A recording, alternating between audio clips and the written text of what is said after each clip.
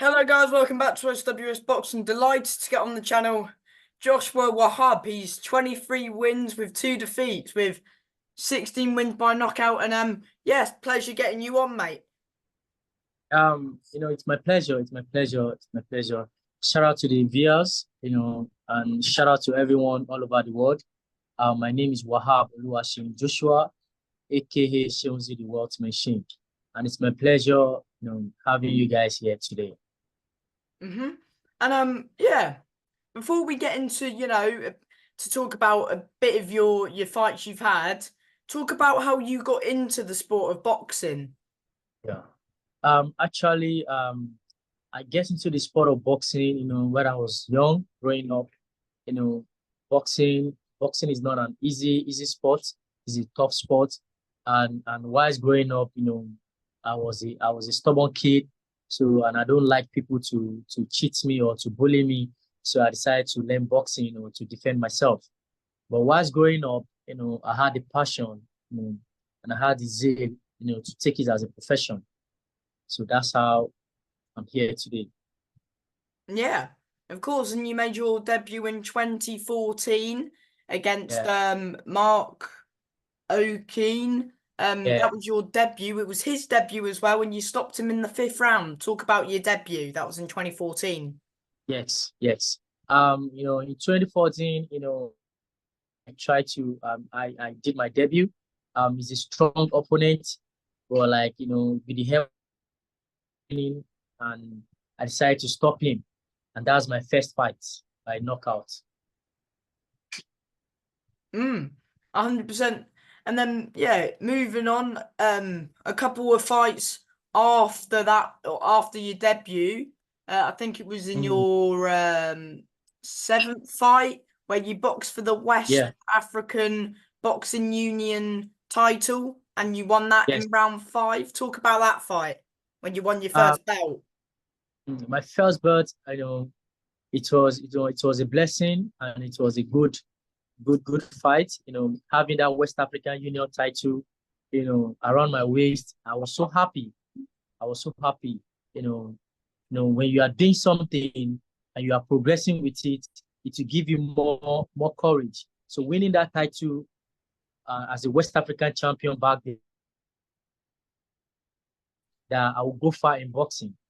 And I thank God that I'm here today by the grace of God. And what did that mean to you, winning your first belt?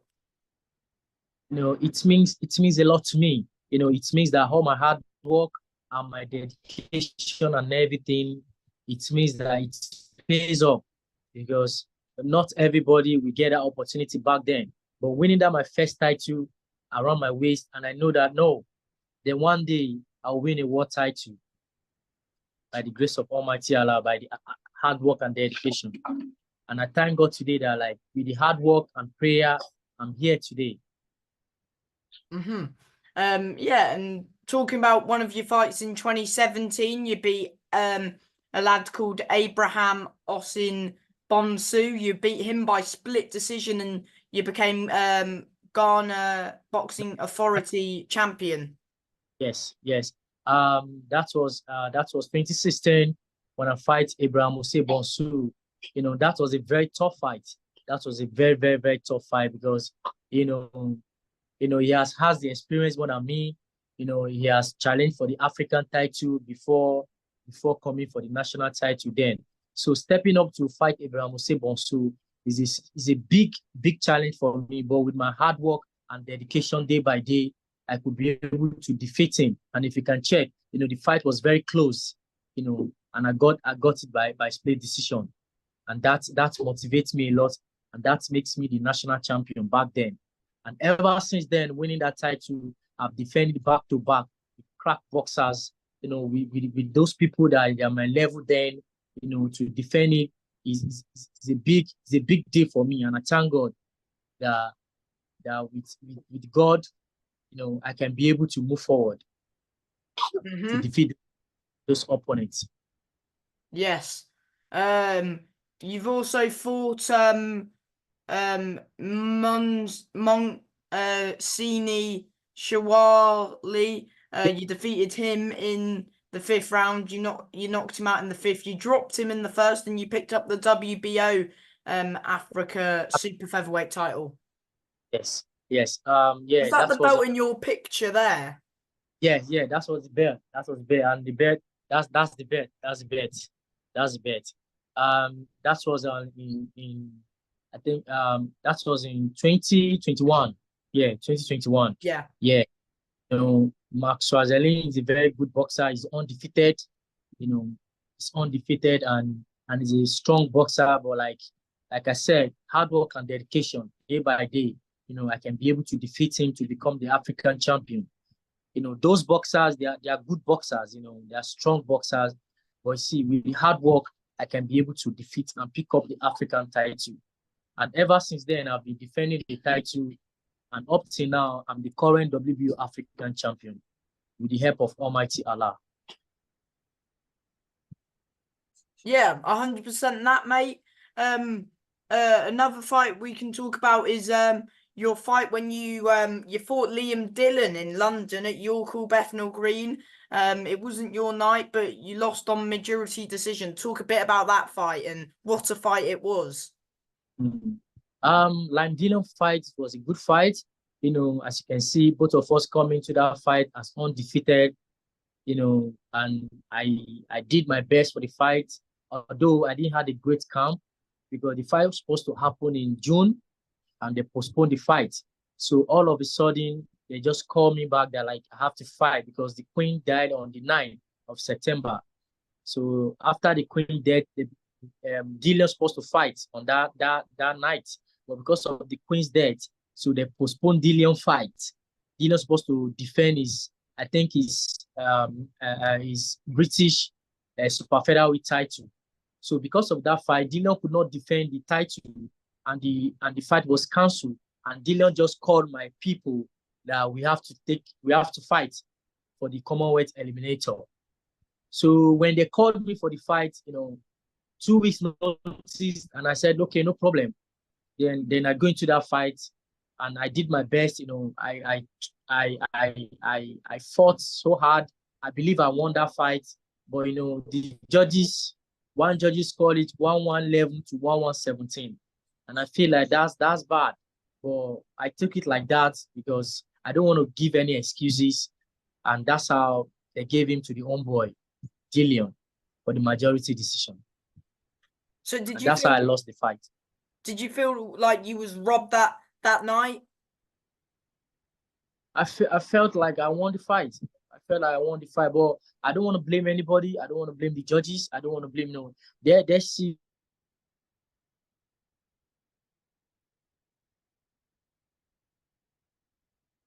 what makes them score it that way. But I feel like that one. I'm sorry. Yes, sorry. Can you hear me now? So one judges call it 113 to 115, and the other ones call it I think 111 to 115. And the other one's called it 1-1-11 to 1-17, which I feel like, but it's all good. It's all good. Whenever you go and fight on the soil whereby that you are not the homeboy, it happens that way, and it makes me learn from it also. And that's how I lost the fight. Would you want to rematch Liam if the opportunity was there? Why not? Why not? If Dillon wanted to fight me again, I'm ready. I'm ready to fight him. But I look forward to bigger opportunities also. Yeah, 100%. And after that Liam Dillon fight, you fought in Nigeria again, and you won by 11th round knockout. Yeah. It was with Sikiru Shobeson, and I go into that fight, and with the help of Almighty Allah, I defeated him. I stopped him in round 11 to capture the WBO African title. And I feel good. I feel great. I feel good. I feel great. And you fought last weekend, I believe it was, against last weekend. You boxed Mark Chamberlain in the Kingdom Arena in Riyadh on the Tyson Fury Usyk undercard. I mean, before we get into the fight itself, talk about the whole experience that you had in Saudi Arabia. Actually, it was a very good experience. It was a very good exposure. It's a blessing for me. It's a blessing for Africa fighters. That whatever anything you are doing, when you work hard and you pray to God, everything is possible. So it was a good experience for me.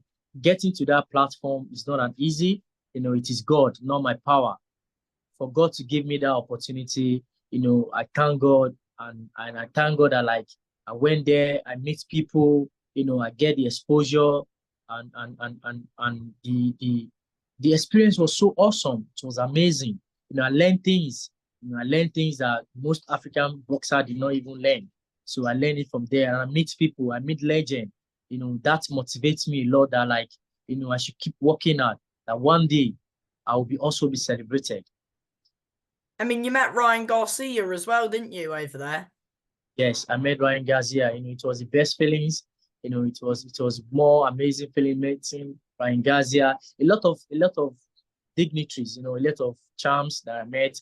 They are there, and I feel blessed that to be under that card. It's a blessing for me. It's a blessing. It's a blessing. Yeah, because there's not, you couldn't have been on a bigger card, could you really? I mean, probably the biggest card, probably this year and it will still be the biggest card by the end of the year that you This was on, and you was a part of that night, even though, the result is not what you wanted, but you can still say that you were a part of that yeah, big night in yeah. history of the sport. I'm happy to be at that part of that historic event, because if you can see, for the last 25 years, they haven't fought heavyweight undisputed fights. They haven't had that fight for so long. And the last time they had that fight is with Luis, the legend, who won the undisputed title. So right now, having that fight this century and me be under that card is a blessing for me. It's a blessing. The blessing that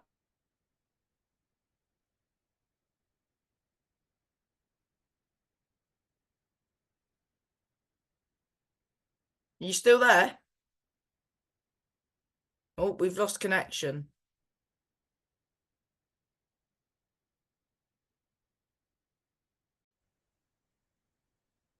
Sorry, guys, we lost connection, but we're back now. Yeah, you were talking about how it was a good experience boxing in Saudi Arabia. So, talk about the fight. Unfortunately, it ended in the first round. But I thought, I thought you started the fight quite well, don't you think?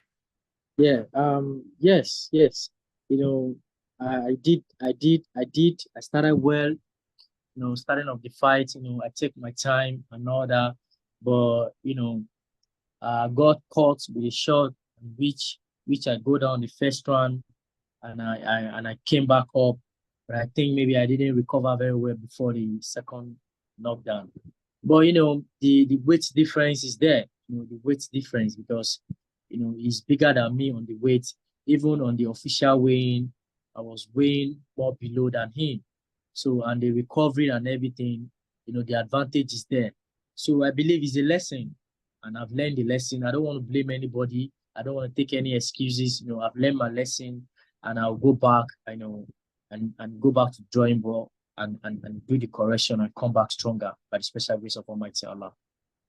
Yeah, 100% that, mate. I mean, you took a risk, unfortunately, didn't pay off. And yeah, I mean, you'll be back 100%. How are you, how do I explain it? Are you upset with how you fought, or do you just think, you got caught with a shot, with a good shot, and it happens in boxing? Do you feel upset with the result, and do you see where you went wrong in that fight, or? Yeah, I see where I went wrong in that fight. I feel like, I got caught with the shot, and I feel like, next time, that will not happen anymore. I've learned from the mistake, and I believe I'll be back stronger. I congratulate my opponent, back Chamberlain. I wish him best of luck, and I know I'll be back soon. I'll be back. The most important thing, I thank Almighty Allah for this opportunity, for this great, great opportunity, because it's a lifetime opportunity. Because many African fighters, they've been dreaming and been praying to have such opportunity which they didn't have. But with the help of Almighty Allah, with my hard work, where I'm come from to get to that big stage, it's a blessing for me. And I know that will give me more courage to work more harder, so that one day I will also I will also be a champion. I'll also be a champion by special grace of Almighty Allah. Yeah, 100%. Yeah. So what's for you next? I know you only had a fight the other week, but what you planning on doing next? Are you planning on defending your title or going back to Africa and trying defending your belts? What's next for you, mate? No, I'm planning to go back to my drawing board with my team, and think of way forward, think of way forward. We just have to get more better, just have to get more better. This is the time for us to work on ourselves. This is time for me to work on myself also and to get more opportunities on the bigger platform and to show the world that I can do more better. I can do more better. Do you talk? Do you have any people that you want to like call out at super feather, and do you feel like super featherweight's the weight you're going to be sticking at for the time being now? Yeah, for now I want to stick to my weight, super featherweight. Yeah, for now I want to be on super featherweight, and I don't want to call anybody out. I don't want to call anybody out, but like when the time comes, I know we plan. But God has the master plan. And right now, I'm ready. I'm ready for anybody. I'm ready for whoever out there. I'm ready. People that follow my journey so far, they know that I'm a hardworking boxer and they know that I'm serious and dedicated to this sport. And I look forward to many opportunities, to many open doors for the world to see what I can perform. It's actually painful how the fight ended. I couldn't, show the world how skillful I am and how I can go in boxing.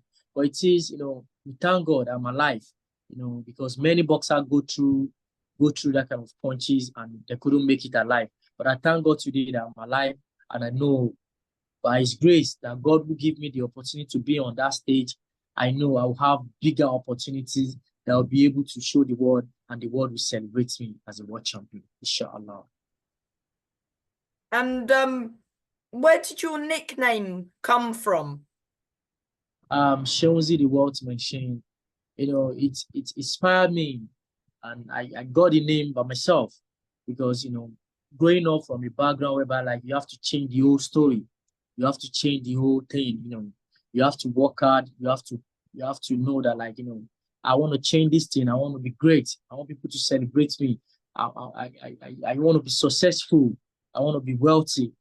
I don't want my kid. I don't want my generation to suffer anymore, starting from me. So I want to leave that legacy, and that's why I'm working so hard. And in life, anything you ask for, anything you seek, anything you speak, it will come to reality. And me calling myself Shonzi the wealth machine, one day I'll be wealthy. I'll be very wealthy, inshallah. And have you got any advice for somebody who may want to start boxing? Yeah. I have any advice. I have advice for any upcoming boxer out there that is trying to make a way. I just want you to stick to the plan. I want you to continue to work hard.